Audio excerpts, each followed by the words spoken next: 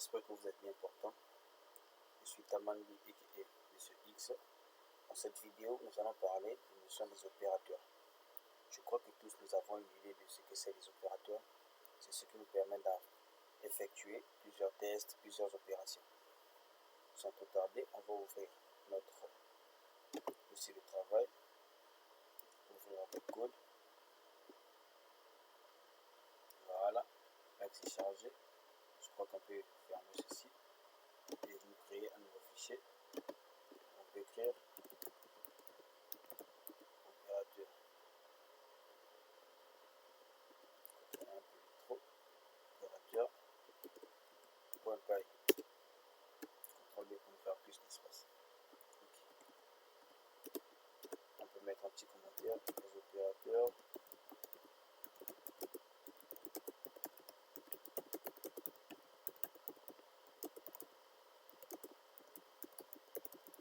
Voilà, tout bêtement et tout simplement que ça. Les opérateurs nous servent à effectuer les opérations. Je crois qu'il y a plusieurs opérateurs qu'on n'a même pas besoin de présenter. Tout bonnement, je vais quand même essayer de les lister et mettre un petit commentaire pour tout et chacun. On commence par signe plus.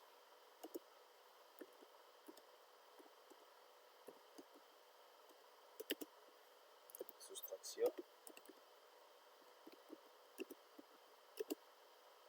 L'addition et la multiplication.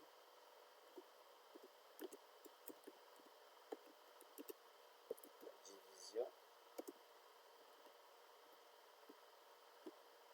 Je crois que ces 4-6 sont ceux qui nous ont bercé depuis notre temps d'enfance, depuis l'école primaire jusqu'à je ne sais où. Et du coup, on va ajouter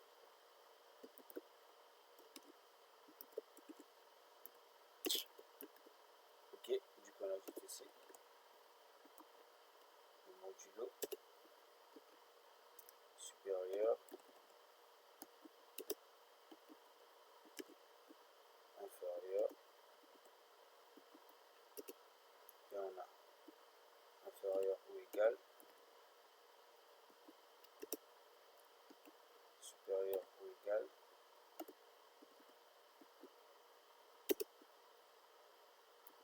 and, or, là je crois qu'on peut s'arrêter à cela, où on ajoute in, d'accord, là j'ai essayé de lister au moins ceux dont on croisera plus souvent lors de nos programmes, soit nos exercices. Plus c'est l'addition, pas même besoin de présenter l'addition, la soustraction,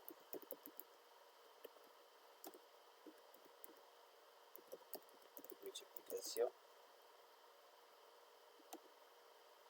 la division, modulo. Je crois que là on va commencer à avoir certains problèmes.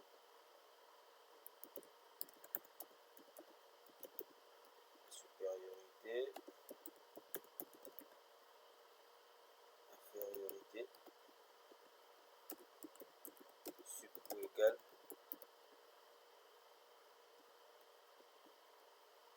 ah ok, là c'est inf, inférieur ou égal, là c'est sup ou égal, and, on met en français et en anglais ou, ça signifie donc. Il y a un que j'ai dû oublier, c'est double égal.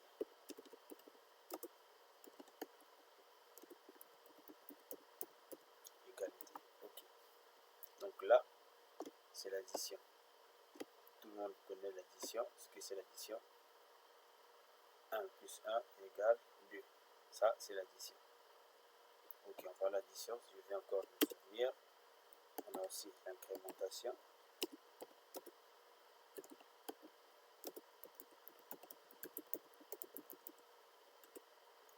Et comme vous vous en doutez, il y a aussi la décrémentation.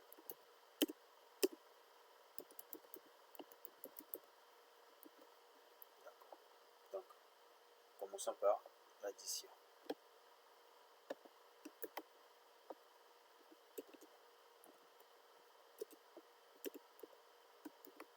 Comment je vais expliquer l'addition? L'addition, c'est l'addition.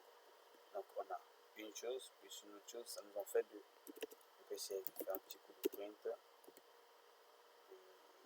2 plus 2. Lorsqu'on lance, 1, 2 plus 2, 5. Oh, magie où? Ah, ok, j'ai mis 3. 2 plus 3, ça nous donne bel et bien 5. Là, on a utilisé l'addition. Après l'addition, il y a quoi? La soustraction. Puis,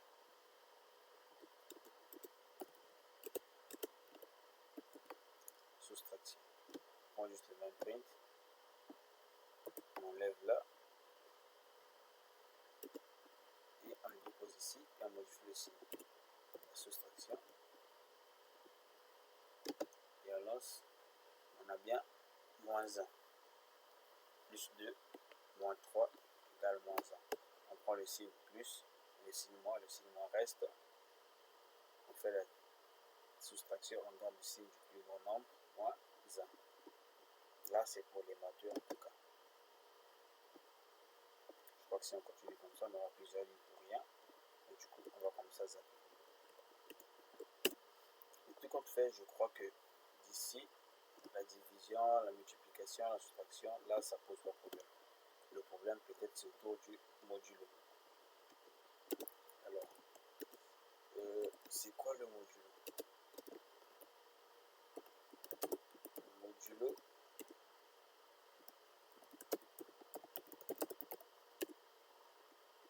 c'est le reste de la division entière. Prenons le cas où on a peut-être un exercice de genre, commande afficher 6 divisé par 2. 6 divisé par 2, on a 3.0. Et le 0 là, ça c'est le module. Si on met ici, 6 modulo 2, on marquera bien que nous avons 0. 0 en fait c'est le reste de la division. Lorsqu'on fait une division lambda, on a 6 barre de division 2. Qu'est-ce qu'on fait d'habitude? On voit combien de fois 2 peut se répéter dans 6, 3 fois. Et lorsqu'on met 2 multiplié par 3, ça nous fait bien 6. 6 moins 6, le reste c'est 0. J'espère que vous avez compris le modulo, c'est le reste d'une division entière. On a fini avec le modulo. Excusez-moi pour ma grippe. Et on vient avec la supériorité. Ça aussi, je crois que depuis l'école primaire, on a déjà eu à voir ça. Supérieur et tout. Supérieur et égal. C'est lorsque on a deux tests à effectuer. Soit c'est supérieur, soit c'est égal. Et la syntaxe pour dire supérieur et égal. Non, inférieur d'abord, inférieur ou égal. Inf ou égal. Pendant le cas, on a deux valeurs A qui est égal à 12 et deuxième valeur B qui est égal à 9. Et on doit vérifier si A est inférieur ou égal à B. Le print A inférieur ou égal à B. Et on fait un coup de print. On voit là c'est false, une valeur booléenne qui dit que c'est faux. Faux pourquoi? Parce que si vous regardez bien ce qu'on a demandé à l'interpréteur d'afficher, c'est quoi? On ferme là. On a demandé, en fait on a fixé une certaine condition pour vérifier si A est inférieur ou égal à B. Déjà, la première condition, c'est A n'est pas inférieur à B parce que A vaut 12 et B vaut 9. Là, déjà, ça tombe à l'eau. Et elle vérifie aussi si A est égal à B. Là, de même, ça tombe à l'eau. Et si on met ici 12 également, lorsqu'on lance à la place de false, on aura un trou. Trou pourquoi? A n'est pas inférieur à B, mais A vaut bien la même valeur que B. Là, c'est pour l'inférieur ou égal. Supérieur ou égal, on met le symbole supérieur et sur ou égal. Donc, la même chose, on peut mettre supérieur et égal.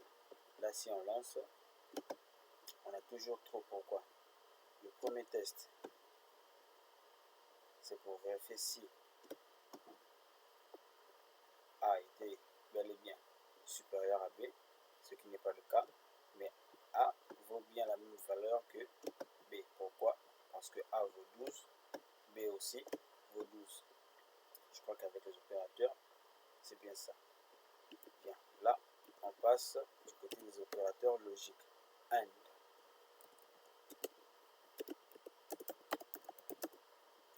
C'est un opérateur logique.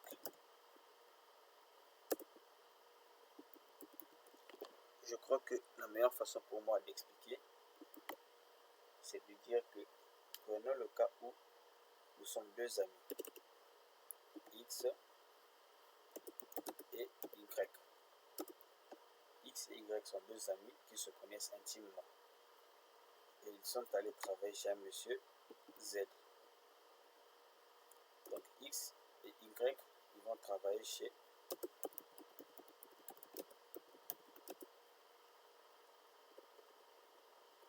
pour travailler chez Z. Z étant leur vieux, il dit que petit, présentement je n'ai pas assez de sous pour vous payer par rapport à ce que nous étions convenus. Mais repasser dans 10 minutes, j'aurai assez de liquide sur moi pour vous rémunérer suite à votre travail effectué. X et Y, tellement qu'ils sont très bons amis, X sait que Y a un problème de sous, il a un problème d'argent, il dépense facilement. Y aussi sait que X a un problème de sous, il dépense facilement. Du coup, les deux se disent que bon, si je sais que si c'est mon ami qui vient pour retirer de l'argent à mon absence, soit ma part du gâteau sera carrément volatilisée, soit elle sera assez dégrenée. De même pour l'autre. Donc les deux, tellement qu'ils sont très bien ensemble et que ce sont des amis vraiment intimes, ils savent qu'en matière d'argent, ils ne peuvent pas se faire confiance mutuellement. Du coup, ils disent au chef que si l'un de nous se présente en attente de l'autre, ne donnez pas. Pour que vous puissiez nous remettre cette somme-là, on doit être ensemble. Donc, j'espère qu'il y a certains qui ne vont peut-être pas comprendre par rapport à cette énigme, mais la vraie explication est que dans la logique où l'on utilise le AND, en parenthèse, il suffit que l'une des conditions ne soit pas réunie pour arrêter le programme. Donc, on peut avoir 10 000 conditions, mais il suffit qu'une seule des conditions ne soit pas réunie pour que le programme s'arrête, pour que tout tombe à l'eau en fait. En fait, pour l'énigme, c'était juste pour dire que pour qu'on puisse recevoir la somme, on doit être à deux. X doit être là, Y doit être là. Là, on doit vraiment recevoir notre somme. Si X n'est pas là et que Y est là, on ne donne pas l'argent. Si X est là et que Y n'est pas là, on ne donne pas non plus l'argent. Pour donner l'argent ou pour percevoir cet argent, X doit être présent. De même pour Y. Donc, cette explication assez logique. Dans la logique, on utilise le AND qui signifie E et il suffit que l'une des conditions ne soit pas réunie pour arrêter le programme.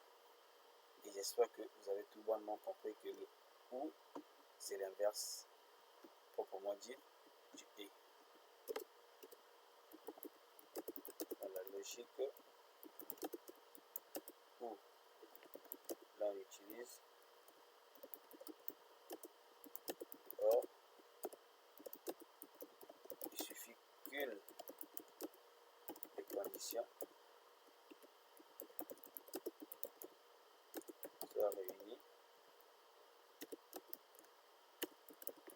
pour faire fonctionner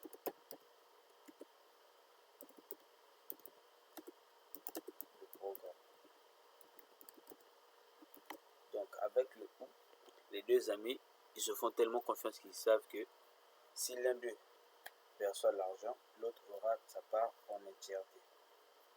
Je crois que là, des fois, vous n'allez peut-être pas bien comprendre, mais lorsqu'on va utiliser les exercices, vous allez bien vous retrouver. Pour le in, il n'y a pas grand-chose à expliquer, ça signifie juste dans. Donc, contenu est dans. Et pour l'égalité, nous savons tous que le symbole pour marquer l'égalité, c'est un simple égal. Mais là, ce simple égal est représenté ou soit être utilisé pour le symbole d'affectation. Donc, pour tester une égalité, on met un double égal. D'où l'écriture ici, un double égal pour marquer l'égalité, soit pour tester l'égalité. Pour ce qui est de l'incrémentation veut dire augmenter 2. Prenons le cas où on a une valeur, qu'on veut que cette valeur puisse grimper ou soit gravir des échelons par rapport à une certaine instruction de notre programme. Donc on peut avoir 0, partir à 1, 2, 3, 4 et ainsi de suite. Wow, qu'est-ce que j'ai mis là? C'est un moins égal. Et là c'est la décrémentation, donc l'inverse. Régresser en fait, descendre, diminuer d'un certain nombre de pas. Bon, essayez de mettre quelques exemples. Exemple pour une incrémentation. Mais par exemple, un compteur qui est égal à 0. On dit que comme que le compteur est égal à 0, on met un message print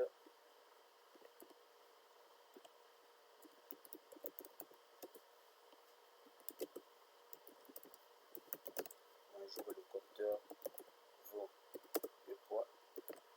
On met le compteur. Il ne reconnaît pas parce qu'il n'y a pas de f-string. Dès qu'on met, même la coloration passera au bleu ciel. Le compteur vaut la valeur du compteur. Et après avoir affiché le bonjour, on met compteur plus égal 5. Donc là, on a dit que juste après avoir affiché un message bonjour, compteur vaut quelque chose, il va prendre la valeur du compteur et l'incrémenter, donc l'ajouter, le faire augmenter d'un pas, d'une valeur de 5. Et vous verrez qu'on aura bonjour, le compteur vaut 0 et bonjour, le compteur vaut maintenant. Voilà, pour faire la différence. Maintenant, valeur donnée. Dès qu'on exécute, on remarque bien que bonjour, le compteur vaut maintenant 5.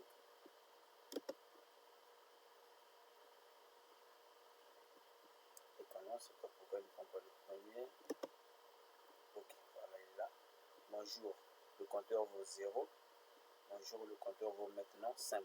5, pourquoi? Parce qu'on l'a mis un pas de 5. Si on peut essayer de mettre 2 à la place, vous verrez que c'est 2 qui sera repris. Bonjour, le compteur vaut 0. Bonjour, le compteur vaut maintenant 2. Là, c'est le cas de l'incrémentation. Donc, on augmente. Et si on veut régresser donc la décrémentation, on doit commencer par mettre un 10 ici, par exemple. Et annonce, vous remarquerez que le premier affichage, bonjour, le compteur vaut 10. Et le second affichage, bonjour, le compteur vaut maintenant 8. Donc 8 a été déduit de 10 de départ. Donc là, c'est la décrémentation. J'espère que vous avez compris l'incrémentation et la décrémentation.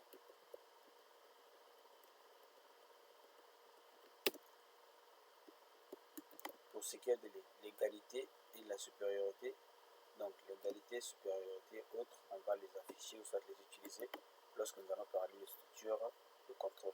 Je crois que c'est la prochaine vidéo. Ciao, ciao. N'oubliez pas de vous abonner si ce n'est pas encore fait et surtout d'activer la cloche de notification.